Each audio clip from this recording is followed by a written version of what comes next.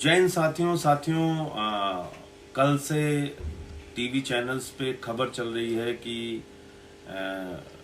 बांद्रा में भारी संख्या में लोग इकट्ठा हो गए।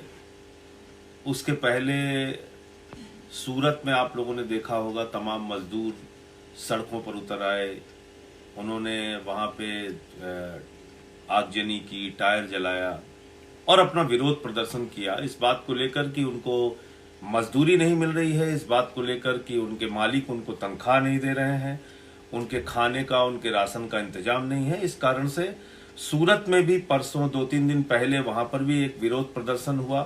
फिर कल हम लोगों ने देखा महाराष्ट्र में, मुंबई में, फिर सूरत में, अहमदाबाद में, हर जगह पे विरोध प्रदर्शन हुआ, लोग सड़कों पे आए।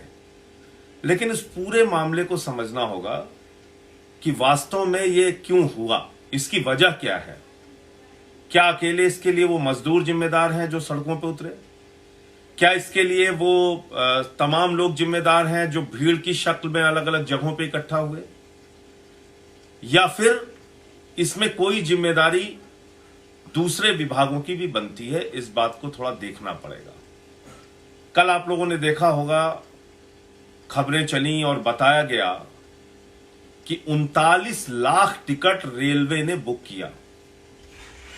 जब से लॉकडाउन लगा तब से लेके कल तक जो आंकड़े सामने आए हैं उसमें लगभग 39 लाख टिकट रेलवे ने लोगों के बुक किए 15 तारीख के बाद के, क्योंकि 15 तारीख से लॉकडाउन खत्म होना था। पहले की घोषणा के अनुसार, प्रधानमंत्री जी की घोषणा के अनुसार 14 अप्रैल तक लॉकडाउन था, 15 अप्रैल से खुलना था। बाद में तमाम परिस्थितियों का जब आकलन किया प्रधानमंत्री जी ने तो उस लॉकडाउन को बढ़ाया। लेकिन ऐसा नहीं है कि लॉकडाउन अचानक बढ़ा दिया। आपको याद होगा 12 अप्रैल को प्रधानमंत्री जी की तमाम मुख्यमंत्रियों के साथ एक बैठक हुई थी।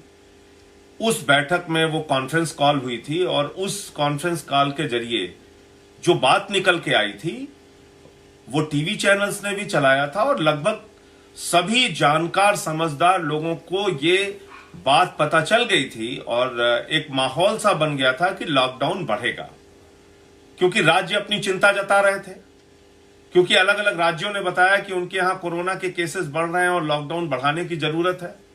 अलग अलग राज्यों ने अपनी चिंता जताई और उसके बाद प्रधानमंत्री जी ने इस प्रकार का संकेत 12 अप्रैल की मीटिंग में दिया कि ये लॉकडाउन बढ़ाया जाएगा। अब मेरा सवाल यह है कि अगर देश के प्रधानमंत्री और मुख्यमंत्री की बैठक से यह संकेत साफ तौर पे जाहिर हो रहा है कि लॉकडाउन 15 तारीख के बाद भी आगे बढ़ेगा, यह संकेत जाहिर हो रहा है कि लॉकडाउन और आगे बढ़ाया जाएगा, तो फिर रेल मंत्रालय टिकटें क्यों बुक कर रहा था? रेल मंत्रालय ने 2 दिन पहले यह स्थिति स्पष्ट क्यों नहीं की कि सारी ट्रेन और सारी टिकटें रद्द की जाएंगी, और इसका एक व्यापक प्रचार क्यों नहीं किया जिसकी वजह से कोई अपने घरों से नहीं निकलता और कोई बांद्रा स्टेशन पे इकट्ठा नहीं होता? लेकिन वो आदेश क्या था वो मैं आपको पढ़ के सुनाना चाहता हूं। 12 अप्रैल को, जैसा मैंने आपको बताया, कि मुख्यमंत्रियों की और प्रधानमंत्री जी की मीटिंग हुई। उस मीटिंग से साफ संकेत जाता है कि लॉकडाउन बढ़ाया जाएगा। ये 13 अप्रैल को रेलवे के एक अधिकारी हैं, ए मालेश्वरा राव जी, जो डिप्टी चीफ कॉमर्शियल मैनेजर हैं, ये हैं south central railway, ministry of railways, और ये सीसीएम के ऑफिस का ये प्रपोजल है, चीफ कॉमर्शियल मैनेजर के ऑफिस का। अब ये क्या लिख रहे हैं? ये साहब लिख रहे हैं कि during video conference held on 13/4/2020 it is decided to run Jan Sadharan specials for clearing passengers, migrant labor of unreserved segment. In this regard, some divisions have already given data. However, all senior DCMs are once again requested to critically analyze the number of passengers as well as migrant labor and submit the detailed proposal along with clear originating and destination stations to the office of CCM immediately so as to discuss the proposal with the office of CPTM to run the trains as proposed by the divisions. ये 13 तारीख का इनका एक proposal है जिसमें ये कह रहे हैं कि जनसाधारण स्पेशल ट्रेनें चलाने का प्रस्ताव, उसका आकलन, उसका डेटा, मजदूरों की संख्या आदि इकट्ठा करके भेजिए जो लेबर, माइग्रेंट लेबर्स के लिए और लोगों के लिए चलाई जा सके। ये कब ये पत्र इन्होंने जारी किया? ये पत्र जारी किया है जिसमें इन्होंने प्रपोजल मांगा है। जो इनका प्रपोजल है वो है 13 अप्रैल को, जब प्रधानमंत्री जी की मुख्यमंत्रियों के साथ मीटिंग हो चुकी थी। अब मुझे आप जरा बताएं कि जब रेल मंत्रालय 39 लाख टिकटें बुक कर रहा है, रेल मंत्रालय 13 तारीख को 13 अप्रैल को प्रपोजल तैयार कर रहा है, रेल मंत्रालय की खबरों के हवाले से कुछ टीवी चैनल खबर चला रहे हैं कि बांद्रा से ट्रेन चलने वाली है, मुंबई से ट्रेन चलने वाली है, तो अगर भीड़ वहां पर इकट्ठा हुई तो क्या सिर्फ और सिर्फ वो मजदूर जिम्मेदार हैं जो अपनी मजबूरी के कारण, भूखमरी के कारण, आज एक महामारी के संकट के कारण जो अलग अलग जगहों पे फंसे हुए हैं, वो अपने घरों से अचानक निकलते हैं इस उम्मीद में कि शायद उनको ट्रेन मिलेगी और वो अपने घर जा पाएंगे? इसमें क्या इन रेलवे के अधिकारियों की कोई जिम्मेदारी नहीं है? और मुझे बहुत अफसोस होता है, बहुत दुख के साथ, तकलीफ के साथ ये बात कहनी पड़ती है कि जब भी कोई ऐसा मामला आता है उसमें कोई ना कोई हिंदू मुसलमान का एंगल खोजने का काम हमारे तथाकथित टीवी के योद्धा, मीडिया के वीर खोजना शुरू कर देते हैं। जब दिल्ली में आनंद विहार का मामला आया उस समय भी टीवी के योद्धा डिबेट करने में, लगातार बड़ी बड़ी डिबेट करने में जुट गए, सरकार को घेरने में जुट गए।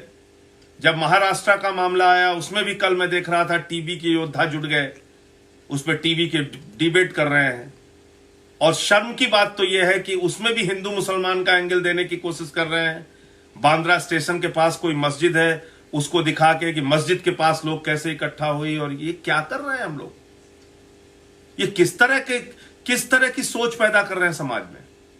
और तमाम वो वरिष्ठ पत्रकार, तमाम वो जागरूक लोग, तमाम वो मीडिया से जुड़े हुए नाम जो 25-30 साल से पत्रकारिता कर रहे हैं, ऐसे लोग हिंदू मुसलमान की भावना फैला रहे हैं कि बांद्रा की मस्जिद के पास भीड़ इकट्ठा हो गई। अरे भाई, गुजरात में जब सूरत का मामला आता है, वहां आगजनी होती है, हिंसा होती है, मजदूर विद्रोह में सड़क पर उतरते हैं, उस खबर को आप नहीं चलाते। आज मैं ये नहीं कह रहा हूं किसी भी पार्टी के दृष्टि से मत देखिए, लेकिन कोई भी खबर को निष्पक्षता से देखिए। दिल्ली का मामला हो, महाराष्ट्र का मामला हो, गुजरात का मामला हो, एक चश्मे से देखिए।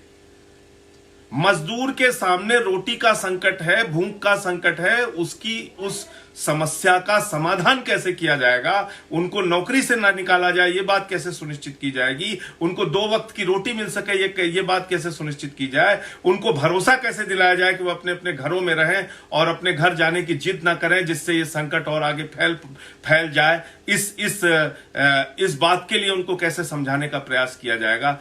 बजाय इसके पूरा का पूरा मीडिया इस बात में लग जाता है कि इसमें हिंदू मुसलमान का क्या एंगल है। और जब खबरें गुजरात की होंगी तो वो टीवी पे उतनी प्रमुखता के साथ नहीं दिखाई जाएंगे। जब खबरें दिल्ली से जुड़ी हुई होंगी या महाराष्ट्र से जुड़ी होंगी, उसको पूरी प्रमुखता के साथ टीवी पे दिखाया जाएगा और उसमें हिंदू मुसलमान का एंगल खोजा जाएगा। जब गुजरात की खबर होगी तो मीडिया गजनी मोड में चला जाएगा। मुझे लगता है इस प्रवृत्ति से बचने की जरूरत है। आज एक बड़ा संकट देश के सामने आया है और दिल्ली की सरकार, अरविंद केजरीवाल जी पहले दिन से ही प्रतिबद्धता जता रहे हैं कि हम इस संकट से निपटेंगे, लड़ेंगे और जीतेंगे लोगों के सहयोग के साथ, लोगों के सहानुभूति, लोगों के सौहार्दपूर्ण वातावरण के साथ, लोगों की जिम्मेदारियों के साथ, लोगों के सुख दुख को बांटकर, उनके सुख दुख में खड़े होकर, उनके भोजन और भूख के संकट को दूर करके इस लड़ाई को जीतेंगे दिल्ली में। और केजरीवाल जी उसके लिए लगातार प्रयासरत हैं, लगातार प्रयत्न कर रहे हैं। लेकिन उन्होंने भी चिंता जताई कि भाई इस मौके पर, इस संकट की घड़ी में इसको हिंदू मुसलमान का रंग मत दीजिए, इसको हिंदू मुसलमान के चक्कर में उलझाकर इस पूरी बीमारी और इस महामारी के संकट को गलत दिशा देने का प्रयास मत कीजिए। इसलिए दिल्ली में रहने वाले और देश के अलग अलग हिस्सों में रहने वाले सभी भाइयों से हाथ जोड़कर प्रार्थना करूंगा, विनती करूंगा कि कृपा करके इस महामारी में, इस महासंकट के दौर में आप लोग अपने अपने घरों में रहें, ये बीमारी और आगे ना फैलने दें, इस संक्रमण को और आगे ना फैलने दें, क्योंकि आज जो दुनिया के डेटा हैं वो बहुत भयावह हैं, डराने वाले हैं। करीब 1.25 लाख से ज्यादा लोगों की मौत हो चुकी है, लगभग 20 लाख लोगों तक ये बीमारी पहुंच चुकी है। अमेरिका जैसे देश, ब्रिटेन जैसे देश, इटली जैसे देश, फ्रांस जैसे देश, जर्मनी जैसे देश, जो अपने आप को बहुत विकसित देश मानते थे, वो तमाम देश आज इस महामारी से, संकट से परेशान हैं। उनके सामने कोई रास्ता उनको दिख नहीं रहा है। इसलिए हम सब की जिम्मेदारी है कि इस देश को बचाने के लिए, इस राष्ट्र को बचाने के लिए, इस भारत माता को कोरोना की महामारी से मुक्त कराने के लिए, बचाने के लिए हम सब की जिम्मेदारी है, एक एक हिंदुस्तानी की जिम्मेदारी है कि हम लोग जात पात, धर्म, क्षेत्र, भाषा, ये तमाम भेद भुलाकर इस महामारी से, इस संकट से एक साथ मिलकर लड़ें और जीतें। सरकार के निर्देश का पालन करें, सरकार का सहयोग करें, पुलिस वालों का सहयोग करें, डॉक्टर्स का सहयोग करें, जो कर्मचारी इस अभियान में, कोरोना संकट के अभियान में लगे हुए हैं, उनकी इज्जत करें, उनका सहयोग करें और इस अभियान को 3 मई तक जो लॉकडाउन 2 घोषित किया गया है उसको सफल बनाएं। जय हिंद, इंकलाब जिंदाबाद।